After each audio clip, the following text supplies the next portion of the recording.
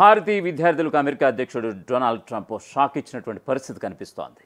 ఏదైతే F1 విద్యార్థులకు సంబంధించినటువంటి వీసాలు ఉంటాయో అవన్నీ కూడా తిరస్కరణకు గురవుతున్నటువంటి సందర్భం అయితే ఇప్పుడు కనిపిస్తోంది. సో దీని మేరకి అంటే భారతదేశం నుంచి వెళ్ళేటువంటి అమెరికా వెళ్ళి చదువుకోవాలి అని అనుకున్నటువంటి వారి కలలన్నీ కూడా అడియాసలు అయిపోయినటువంటి పరిస్థితి అయితే కనిపిస్తోంది. వాస్తవానికి సెమిస్టర్ మే జూన్ నెలలో సెమిస్టర్ ప్రారంభమవుతుంది. సో ఏదైతే వీసా ఇంటర్వ్యూలు ఉంటాయో వాటి యొక్క వీసాలను కూడా తిరస్కరిస్తున్నటువంటి సందర్భం కూడా కనిపిస్తోంది. సో ఈ క్రమంలో భారతీయ విద్యార్థులు అక్కడికి వెళ్ళి చదువుకునే వారి సంఖ్య క్రమేణా తగ్గిపోయిందంటూ కూడా ఇటు మన భారతదేశానికి సంబంధించిన వెల్లడిస్తున్నటువంటి సందర్భం అయితే కనిపిస్తోంది. సో దీనికి సంబంధించి ఒక పూర్తి స్థాయి అప్డేట్లోకి వెళ్దాం. ఖచ్చితంగా అమెరికాలో ఇకపై చదువు కష్టమేనా? భారతీయ విద్యార్థుల అమెరికా డ్రీమ్ ఇక ఎండమావేనా అంటే అవుననే సమాధానమే వినిపిస్తోంది. ఇకపై ఈ అమెరికా కళ అంతా సులభం కాదనేటువంటి సంకేతాలు అయితే వస్తున్నాయి. గత కొద్ది రోజులుగా అమెరికా F1 వీసా తిరస్కరణలు గణనీయంగా పెరిగిపోయాయి.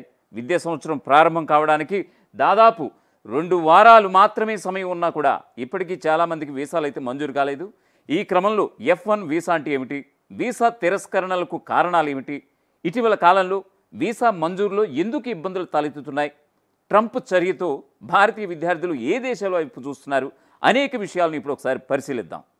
ఖచ్చితంగా, ఎందుకంటే ఇది ఒక ఆందోళనకరమైనటువంటి విషయం కాబట్టి ఖచ్చితంగా చర్చించుకోవాలి ప్రతి ఒక్కరు కూడా.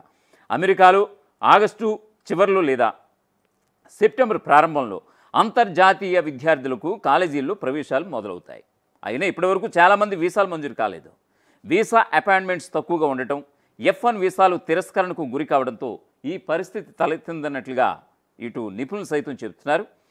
F1 అనేది నాన్ ఇమిగ్రెంట్ వీసా. అమెరికాలో ఉన్నత విద్య అభ్యసించడానికి ఈ వీసా చాలా ముఖ్యం. ఇది విద్యార్థులకు ఇచ్చే ఒక రకమైనటువంటి అనుమతి పత్రం లాంటిదన్నమాట. దీని ద్వారానే విద్యార్థులు అమెరికాలో చదువుకోవడానికి అవకాశం ఉంటుంది. అయితే ఈ ఏడాది F1 వీసా పొందడం భారతీయ విద్యార్థులకు చాలా కష్టతరంగా మారిపోయింది. US కాన్సులేట్లలో వీసా ఇంటర్వ్యూల కోసం అపాయింట్మెంట్స్ దొరకడం లేదు.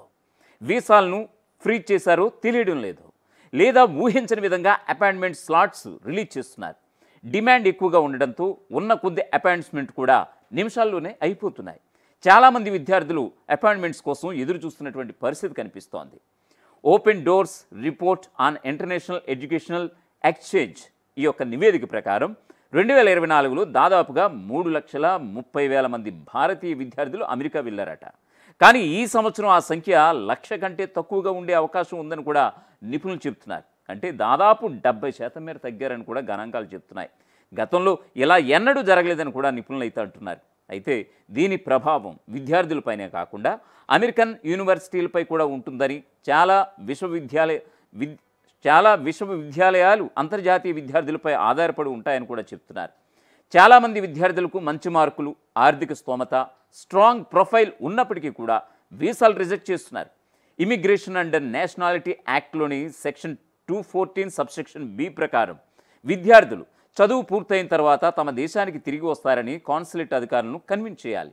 కానీ చాలామంది విద్యార్థులను అధికారులు నమ్మడం లేదు. న్యూ స్టేట్ డిపార్ట్మెంట్ లెక్కల ప్రకారం మంచి ప్రొఫైల్ ఉన్నా కూడా విద్యార్థుల వీసాలు 50% వరకు తిరస్కరణకు గురవుతున్నాయట.